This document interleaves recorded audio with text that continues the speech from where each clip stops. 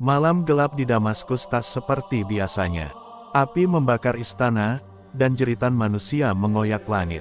Kekuasaan dinasti Umayyah runtuh dalam sekejap, digulingkan oleh para pemberontak Abbasiyah. Dalam kekacauan itu, seorang pemuda berusia 20 tahun, dengan jubah sobek dan mata merah karena kehilangan, berlari menyusuri lorong-lorong berdarah. Ia adalah Abdurrahman al-Rahman ibnu Muawiyah, cicit Khalifah Umayyah, satu-satunya harapan yang tersisa dari keluarganya yang dibantai. Ia bukan sekadar pelarian, ia adalah singa yang sedang tertidur, menunggu waktunya untuk mengaum.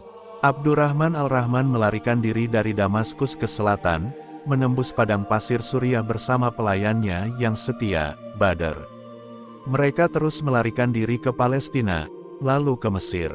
Di setiap perhentian, ia mendengar kabar duka, pamannya dibunuh, saudaranya dicekik, anak-anak kerabatnya ditikam. Abbasiyah tak ingin satu pun darah Umayyah tersisa. Di suatu malam yang sunyi di pinggir sungai Nil, Abdurrahman al-Rahman menatap bintang-bintang. Ia bersumpah, jika Allah mengizinkan, aku akan membangun kembali kehormatan keluargaku.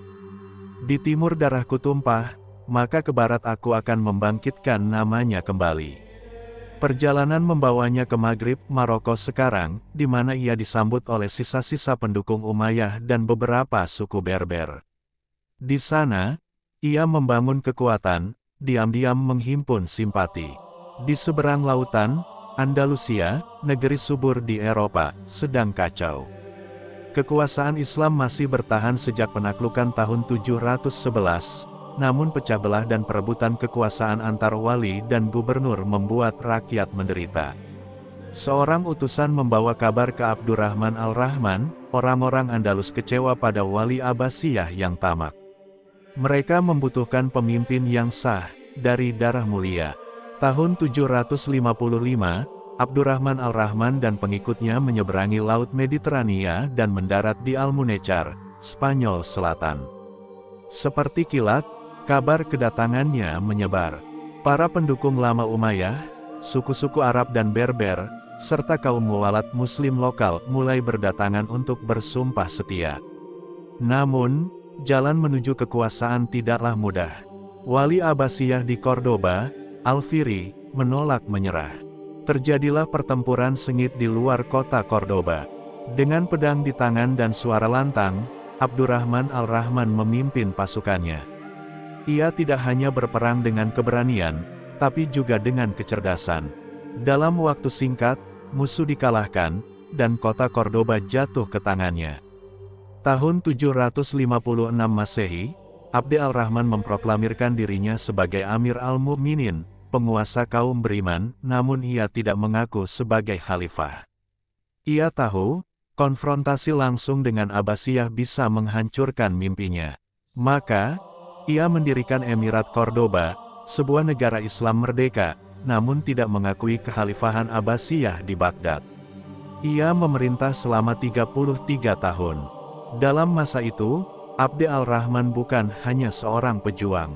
Ia menjadi pemimpin yang cerdas dan visioner. Ia menyatukan kelompok Arab dan Berber yang selama ini bertikai. Ia membangun Masjid Besar Cordoba, yang kelak menjadi simbol keindahan dan kemegahan Islam di Eropa.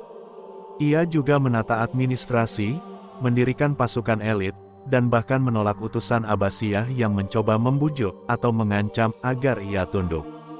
Tahun 788, Abdurrahman al-Rahman wafat di usia sekitar 57 tahun.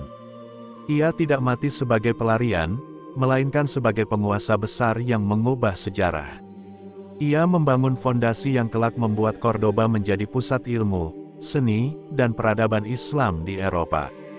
Di bawah keturunannya, kekuasaan Emirat Cordoba bahkan berubah menjadi Kekhalifahan Cordoba, menyaingi Baghdad dan Kairo dalam kemegahan. Dan semua itu dimulai dari seorang pemuda yang selamat dari pembantaian, yang membawa mimpi dan semangat dari timur, lalu menanamkannya di bumi barat. Kisah Abd al-Rahman adalah kisah tentang keteguhan, kecerdikan, dan keberanian. Dari debu pengkhianatan dan darah keluarga, ia bangkit. Seperti singa yang terluka, ia menunggu saatnya. Dan saat itu tiba, ia mengaum, bukan untuk membalas dendam, tapi untuk membangun kembali kejayaan. Begitulah lahirnya Emirat Cordoba, dan begitulah seorang pelarian menjadi pendiri peradaban.